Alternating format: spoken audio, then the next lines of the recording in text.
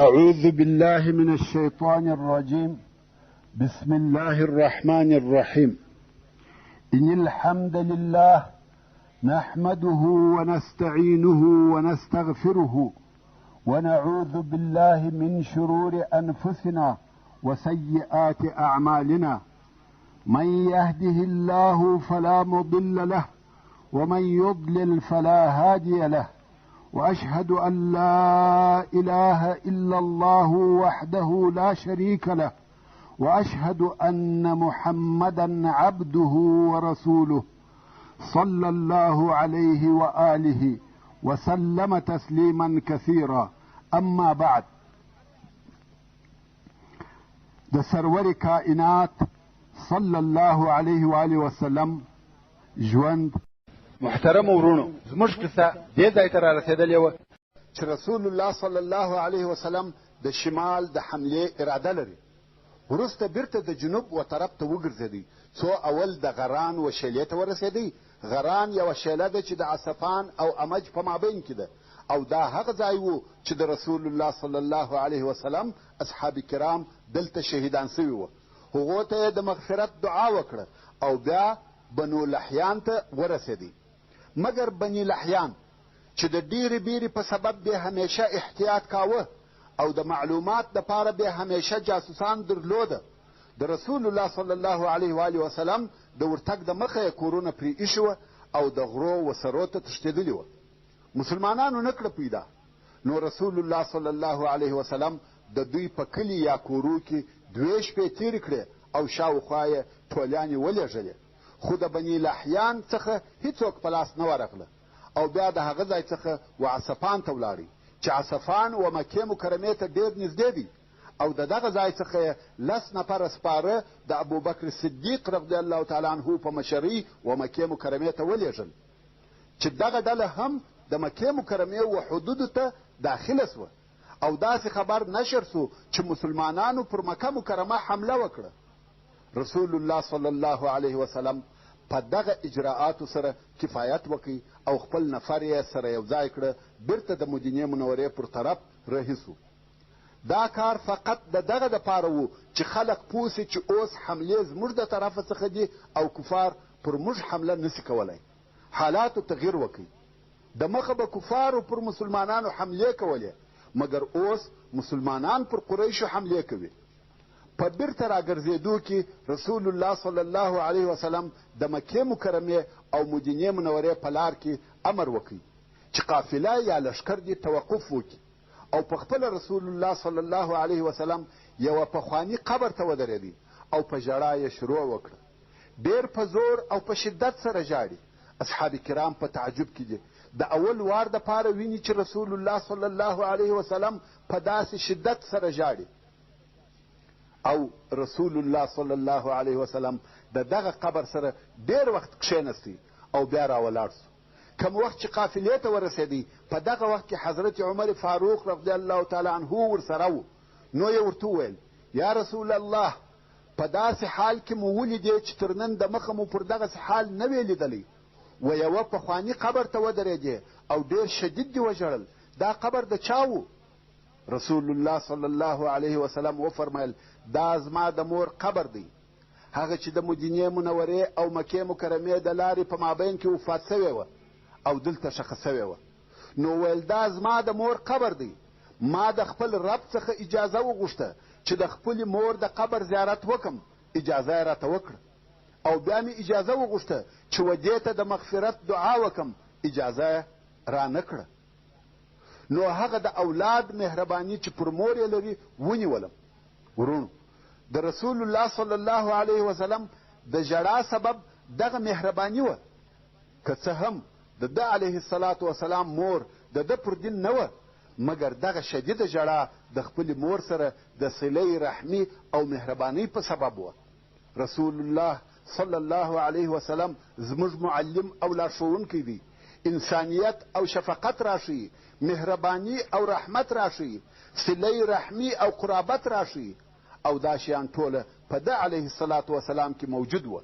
زموږ حبیب او لارښوونکی سخت زړه او بد طبیعته نه و، بلکې رؤوف او رحیم و. بیا نو رسول الله صلی الله علیه وسلم تر دغه غذا وروسته څو سریې پرله پسې شاوخوا لیږلي دي چې اوس به په اختصار سره درته بیان سي.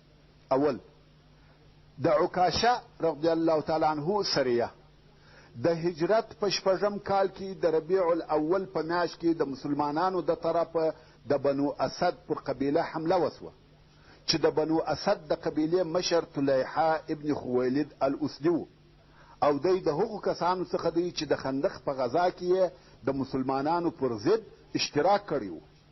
دی او د قوم د کفارو ملګري وه. نو رسول الله صلی الله علیه وسلم 40 نفره سپاره د عکاشه ابن محسن الاسدي رضی الله تعالی عنه په مشرۍ و بنو اسد ته د جزا ورکولو دپاره ولېږل. عکاشه رضی الله تعالی عنه چې په خپله دی هم د بنو اسد د قبیلې څخه و او مسلمان و. دی په دې سبب ولېږل سو چې دی په خپل قوم او د هغو په لارو کې ښه بلد و. نو ځکه د دغه ټولۍ مشر هم دی و. کم وخت چې دغه سریه هلته ورسېده او بنو اسد بې خبره وه د جنگ دپاره یې تیاري او آمادګي نه درلوده، نو وغرو ته وختل او هغه پوهېدل چې یو وخت به مسلمانان پر موږ حمله کوي. نو بیا همیشه خپل حیوانات لکه اوښان او پسونه په غرو کې پټول. اوس چې عکاشه رضی الله تعالی عنه ورغلی او دوی غرو ته وختل، خو په کلي کې نه اوښان سته نه پسونه. عکاشه رضی الله تعالی عنه په تعجب کې سو چې د کلي حیوانات چیرې دي. خو د مخه یې د کلي د نفرو څخه یو نفر نیولی و. د هغه څخه یې تحقیقات شروع کړه چې پسونه او اوښان مو چیرې دي. هغه ویل که ماته امان راکوئ زه به پسونه او اوښان در وښیم. مسلمانانو هم قبوله کړه، ویل ښه دی ته په امان یې. نو یې مسلمانان رهي کړه، ډېر لرې یې بوتله. څو مسلمانان وبېرېده چې غدر راسره ونه کړي. بیا یې دوهم وار د دغه نفره څخه پوښتنې شروع کړې، ویل څه زموږ سره غدر او خیانت کوې؟ داسې ځای ته مو بیایې چې هلته یې کمین راته نیولی دی. سړي ویل یا والله داسې نه ده، بلکې حیوانات د دغه غره تر شا دي. نو مسلمانانو هغه ځای ته نفر ولېږل چې معلومات وکړي. رښتیا هم هلته یوه شیله په اوښانو او پسو ډکه وه. مسلمانانو هغه ټول حیوانات په غنیمت واخیسته او مدینې منورې ته یې راوسته چې دا د مسلمانانو دپاره لوی غنیمت و. او لکه څرنګه چې د هغه سړي سره وعده کړې وه امان یې ورکړي، هغه یې پرېښاوه. دوهم د محمد ابن مسلمه رضی الله تعالی عنه سریه همدارنګه د هجرت په 6 کال د ربیع الاول په میاشت کې رسول الله صلی الله علیه وسلم یوه معلوماتي او استخباراتي ډله چې شمېر یې 10 نفره و د القصه و طرف ته چې د بني ثعلبه د قبیلو ځای و ولېږل چې د دغه ډلې مشر او قومندان محمد ابن مسلمه رضی الله تعالی عنه. بني ثعلبه هغه قبیله ده چې د خندق په غزا کې د مسلمانانو پر ضد د کفارو سره ګډون کړی و. خو رسول الله صلی الله علیه وسلم د مخه تر دې چې د هجوم او حملې دپاره څوک ورولېږي دغه 10 نفریزه ډله یې د معلوماتو دپاره ولېږل چې هلته وګوري چې بني ثعلبه د جنگ دپاره آمادګي لري که یا. او بیا رسول الله صلی الله علیه و وسلم ته خبر راوړي. نو دغه 10 نفره د معلوماتو دپاره و القصته د بني ثعلبه پر طرف رهي سوه. څرنګه چې بني ثعلبه د خندق په غزا کې د کفارو په ملګرتیا ګډون کړی و او په دې خبر وه چې د رسول الله صلی الله علیه وسلم د طرفه د جزا ورکولو حملې شروع سوي دي، نو یې ډېر احتیاط کاوه او د معلوماتو دپاره به تر ډېرو لرو ځایو پورې نفر لېږل. خو محمد ابن مسلمه رضی الله تعالی عنه او د ده ملګرو دا فکر نه کاوه چې د دوی نفر دې دونه لرې راووځي. نو په بېغمه زړه رهي وه، ویل چې ورنږدې سو بیا به احتیاط کوو. هلته د بنو ثعلبه د قبیلې څخه 100 نفره د معلوماتو دپاره راوتلي وه او په دغه 10 نفرو مسلمانانو خبر سوه. نو یې کمین ورته ونیوی او په بې خبرتیا کې یې حمله پر وکړه.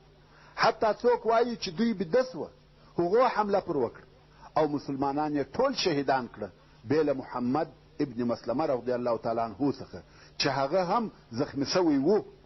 د کفارو دا خیال سو چې دی هم وژل سوی دی، ځکه محمد ابن مسلمه رضی الله تعالی عنه د وژل سوو کسانو سره ځان پر مرګ واچاوه. کفار راغله، مړي سره واړول، ټول مړه وه. حتی محمد ابن مسلمه رضی الله تعالی عنه یې هم په پښه وواهه، خو ده حرکت نه کاوه. که څه هم دی ژوندی و، ځان یې پر مرګ واچاوه. نو کفارو د دوی سامانونه واخیسته او لاړه. دغه 10 نفریزه ډله بې له محمد ابن مسلمه رضی الله تعالی عنه څخه ټول شهیدان سوه. محمد ابن مسلمه رضی الله تعالی عنه پروت دی او سترګې نه خلاصوي، ځکه وایي که سترګې خلاصې کړم شاید یو د کفارو څخه دلته ولاړ وي او پوه سي چې زه ژوندی یم. نو یې سترګې پټې کړي دي او ځان یې پر مرګ اچولی دی. ډېره موده پر دغه حال پاته و، څو یو کړپی یې واورېدی. پوه سو چې یو نفر راغلی او د شهیدانو په مابین کې ګرځي. محمد ابن مسلمه رضی الله تعالی عنه هغسې د مرګ پر حال ځان اچولی دی. دغه سړی چې د وژل سوو کسانو په مابین کې ګرځي، پوه سو چې وژل سوي کسان مسلمانان دي او دی پخپله هم مسلمان و. الله جل جلاله دا مقدره کړې وه چې دغه سړی به پر دغه وخت پر دغه ځای تیریږي. کم وخت چې دغه سړی پوه سو چې وژل سوي کسان مسلمانان دي، نو یې د ځان سره وویل انا لله و انا الیه راجعون. محمد ابن مسلمه رضی الله تعالی عنه چې د دغه سړي څخه دغه جمله واورېده، پوه سو چې دا سړی هم مسلمان دی. نو ویل سړیه زه ژوندی یم. هغه سړي هم دی راپورته کوي او هلته یې د زخمو یو څه علاج ور وکړي او بیا یې مدینې منورې ته راوستی. دلته یې نور علاج هم وسو او جوړ سو. دریم، د ابو عبیده عامر ابن الجراح رضی الله تعالی عنه سریه. بیا نو رسول الله صلی الله علیه و آله وسلم د دغه کال د ربیع الاخر په میاشت کې یوه 40 نفریزه ډله د ابو عبیده عامر ابن الجراح رضی الله تعالی عنه په مشرۍ و دغه ذوالقصه چې د بني ثعلبه قبیله هلته اوسېده ولېږل. سره د دې چې بنو ثعلبه ویښ او بیداره وه، پوره احتیاط یې کاوه، مګر ابو عبیده رضی الله تعالی عنه چې د شپې به تګ کاوه، سهار د سپېدو سره یې ناببره حمله پر وکړه. که څه هم حمله د هغو په بېخبرتیا کې وه، بیا هم هغو وکولی سوای چې د غرو و سرو ته ځینې وتښتي. مسلمانانو فقط یو نفر په اسارت ونیوی او د هغه نورو سامانونه او اوښان یې په غنیمت ځینې راوړه. دا یوه جزا وه چې د بني ثعلبه و قبیلې ته ورکول سوه او هغه نفر چې بندي یې نیولی و مسلمان سو او پرېښاوه. څلرم، وجموم ته د زید ابن الحارثه رضی الله تعالی عنه سریه. د هجرت د 6 کال د ربیع الاخر په میاشت کې رسول الله صلی الله علیه وسلم د زید ابن الحارثه رضی الله تعالی عنه په مشرۍ یوه ډله وجموم ته چې د بني سلیم قبیله هلته اوسېده ولېږل. بني سلیم هغه څوک دي چې په احزابو کې یې د مسلمانانو پر ضد په 700 نفرو ګډون او اشتراک کړی و. نو ځکه رسول الله صلی الله علیه وسلم و دوی ته د ادب او جزا ورکولو دپاره د زید ابن الحارثه رضی الله تعالی عنه په مشرۍ یوه ټولۍ ولېږل. زید ابن الحارثه رضی الله تعالی عنه په دغه حمله کې د مزینه د قبیلې څخه یوه ښځه ونیول چې حلیمه ورته ویل کېدل. دغه ښځې د بني سلیم د حیواناتو ځای ور وښاوه چې په هغه ځای کې مسلمانانو ته د کفارو اوښان او پسونه په لاس ورغله او هلته یې ځینې کفار اسیر ونیول او پاته نور یې وتښتېده. مسلمانانو د غنیمت حیوانات او بندیان مدینې منورې ته راوسته، خو رسول الله صلی الله علیه وسلم و هغې ښځې ته چې د مسلمانانو رهنمایي یې کړې وه د دې ځان او د دې میړه او د دې مال ور وبخښل. دا ټوله حملې پر هغه قبیلو کیږي چې د مسلمانانو پر ضد یې د خندق په غزا کې ګډون او اشتراک کړی و. پنځم، وعیسته د زید ابن الحارثه رضی الله تعالی عنه سریه. د هجرت د 6 کال د جمادی الاول په میاشت کې رسول الله صلی الله علیه وسلم یوه 100 نفریزه ډله جوړه کړه چې د دغه ټولۍ مشر او قومندان زید ابن الحارثه رضی الله تعالی عنه او دغه ټولۍ یې د عیس پر طرف ولېږل چې هلته د قریشو پر یوه قافله حمله وکړي چې دغه حملې ته حمله العیس ویل کیږي. عیس د یوه ځای نوم دی چې په شمال غرب کې د مدینې منورې واقع دی. عیس به بیا هم په یوه بله خوندوره قصه کې درته ذکر سي. عیس د مدینې منورې په شمال غرب کې یوه منطقه ده چې د مدینې منورې څخه 4 منزله لرې ده. عیس یوه غرنۍ منطقه ده چې دغه غرونه ډېر غارونه او ډېرې درختې لري. مقصد داسې ځای دی چې د دغه غارو او درختو په سبب که څوک وغواړي چې دلته پټ سي ښه پټېدلی سي. نو رسول الله صلی الله علیه وسلم یوه ډله چې 100 نفره وه او ټوله هم سپاره وه د زید ابن الحارثه رضی الله تعالی عنه په مشرۍ و دغه منطقې ته ولېږل چې د قریشو د یوې قافلې مخه ونیسي، ځکه د مسلمانانو اصلي او اساسي دشمنان قریش دي. او د دغه قافلې مشر ابوالعاص د رسول الله صلی الله علیه وسلم زوم د زینب رضی الله تعالی عنها میړه و چې تر اوسه پر هغه خپل شرک پاته و. او د ابوالعاص سره د زینب واده تر بعثت د مخه د خدیجې رضی الله تعالی عنها په غوښتنه سوی و. نو کم وخت چې د رسول الله صلی الله علیه وسلم بعثت وسو، خدیجې رضی الله تعالی عنها او ټولو لوڼو یې ایمان راوړي او مسلمانانې سوې، خو ابوالعاص پر هغه خپل شرک پاته سو او د بدر په غزا کې د مسلمانانو سره د جنگ دپاره د کفارو په لښکر کې راووتی او بیا د بدر په بندیانو کې ونیول سو. څرنګه چې بندیان په فدیه خلاصېده، نو زینب رضی الله عنها چې په مکه مکرمه کې وه د خپل میړه د خلاصولو دپاره مال او د خپلې مور خدیجې رضی الله تعالی عنها هغه امیل چې ودې ته یې ورکړی و راولېږل. او د رسول الله صلی الله علیه وسلم د امیل په لیدلو سره خدیجه رضی الله عنها ورپه یاد سوه، نو یې ابوالعاص بېله فدیې ایله کړي.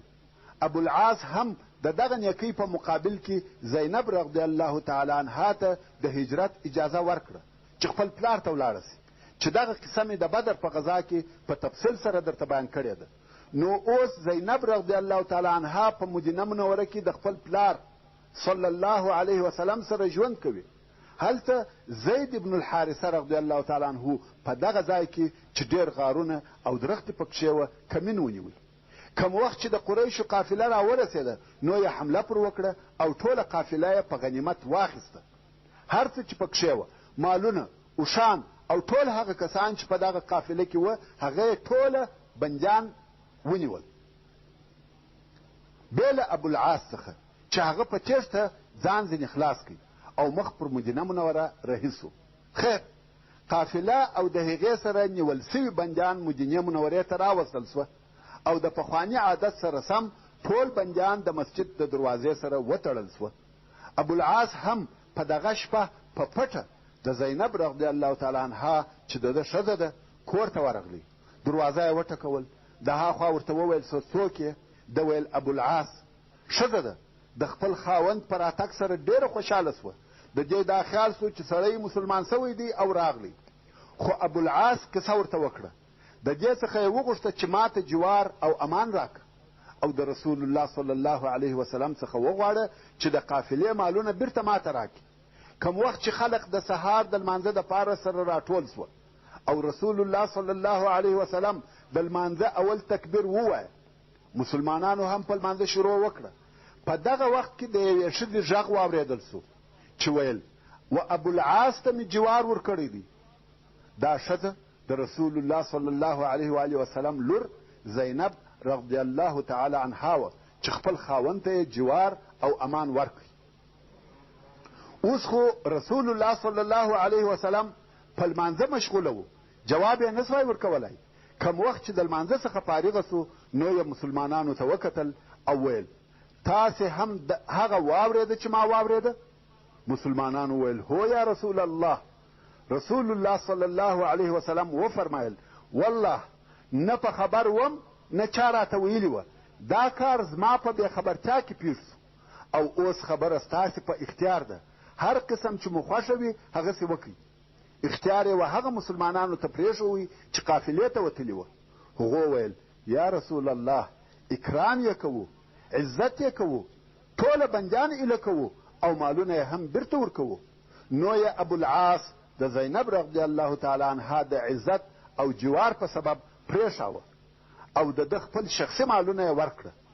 څرنګه چې د ابوالعاص سره په قافله کې نور امانت مالونه هم ورسره وه، هغه یې هم د رسول الله صلی الله علیه و آله وسلم د خیښۍ او قرابت په سبب ورپرېښول. نو اوس د ابوالعاص د عزت په سبب د قافلې ټول بندیان پرېښول سوه، مالونه ورکول سوه.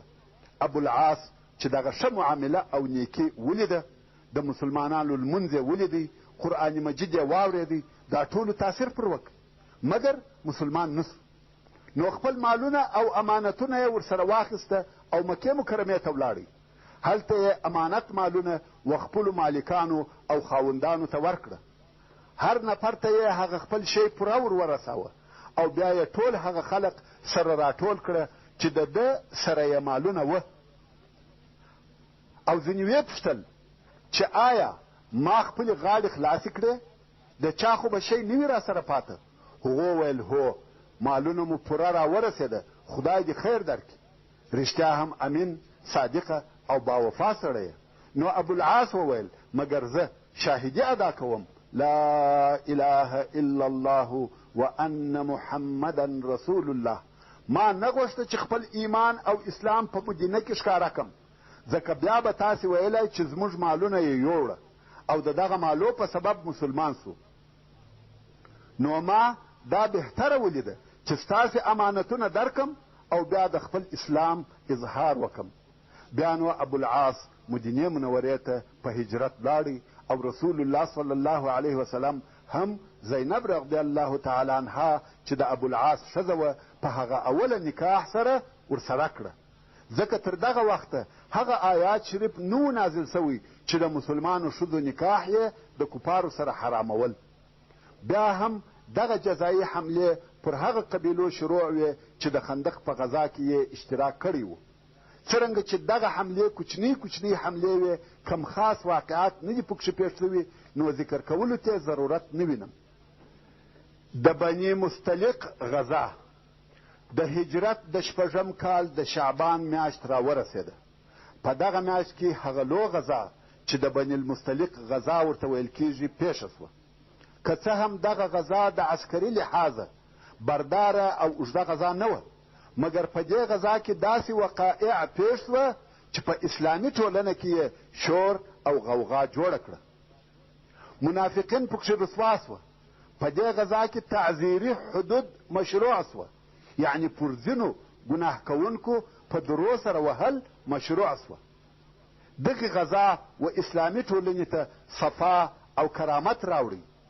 دغه غزا و مسلمانانو ته عفت او د نفس پاکي راوړه. دغه غزا د تاریخ او سیرت علما غزوة العجائب بولي، ځکه په دغه غزا کې عجبه او نادره حادثې او واقعې پیښې شوي دي. او هغه غزا په دې ډول سره وه: رسول الله صلی الله علیه وسلم ته خبر ورسېدی چې حارث ابن ابي ضرار چې د بني مستلق د قبیلې رئیس و، پر خپل قوم او د عربو پر نورو قبیلو ګرځي او د رسول الله صلی الله علیه وسلم د جنگ دپاره خلق سره راټولوي، غواړي چې پر مدینه منوره حمله وکړي. رسول الله صلی الله علیه وسلم د دغه خبر د تحقیق دپاره بریده ابن الحسیب الاسلمي رضی الله تعالی عنه ولېږي چې د دغه خبر صحیح معلومات وکړي. بریده رضی الله تعالی عنه و بني مستلق ته ورغلی او هلته یې پخپله د حارث ابن ابي ضرار سره ولیده او خبرې یې ورسره وکړې. بریده رضی الله تعالی عنه بیرته مدینې منورې ته راغلی او رسول الله صلی الله علیه و آله وسلم یې په حالاتو خبر کړي چې هو د حارث د حملې اراده ده. اوس چې د رسول الله صلی الله علیه وسلم سره د حارث د حملې خبر یقیني سو، نو یې ډېر ژر لښکر سره راټول کړي چې د دغه لښکر مشرتوب په خپله رسول الله صلی الله علیه وسلم کاوه. وصلى الله تعالى على خير خلقه محمد وآله وأصحابه وأهل بيته أجمعين. والسلام عليكم ورحمة الله وبركاته.